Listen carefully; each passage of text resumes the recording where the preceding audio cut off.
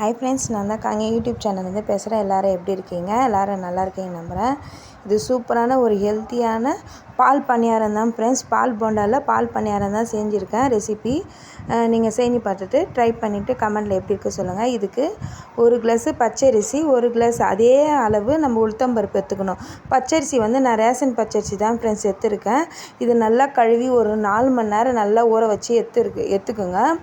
நல்லா கழுவிட்டு நான் ஊற வச்சுடுங்க. ஒரு 4 மணி நேரம் நல்லா ஊறினா அதுக்கப்புறம் வந்து ஒரு அரை கிளாஸ் தண்ணி ஊற்றி இதை வந்து நம்ம நல்லா இட்லி மாவு பதத்துக்கு அரைச்சிக்கோங்க. நல்லா நைஸாக இங்கே பாருங்கள், நல்லா நைஸாக அரைச்சி அது ஒரு பவுலில் மாற்றிக்குங்க.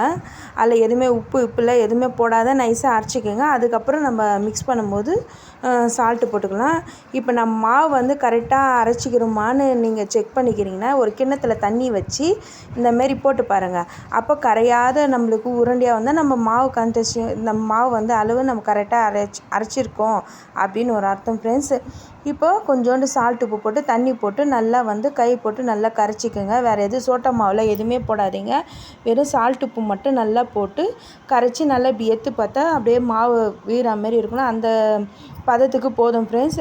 அதுக்கப்புறம் இது வந்து பால் நல்லா காய்ச்சி அதுக்கு ஏலக்காயெல்லாம் தட்டி போட்டு சர்க்கரை போட்டு காய்ச்சி வச்சுருக்கேன். இது வந்து பால் பணியாரம் வந்து நீங்கள் தேங்காய் பாலில் தான் ஃப்ரெண்ட்ஸ் போடணும். ஆனால் என்கிட்ட தேங்காய் இல்லைனால நான் வந்து பசும்பால்லே போட்டேன். உங்களுக்கு தேங்காய் பால் இருந்தால் கூட நீங்கள் அது தேங்காய் பால் எடுத்து அதில் போட்டுக்கோங்க. இதே ப்ராசஸ் தான். தேங்காய் பால் எடுத்துகிட்டு அதில் நல்லா வந்து ஏலக்காய் தட்டி போட்டு சர்க்கரை கரைச்சி வச்சுக்கோங்க.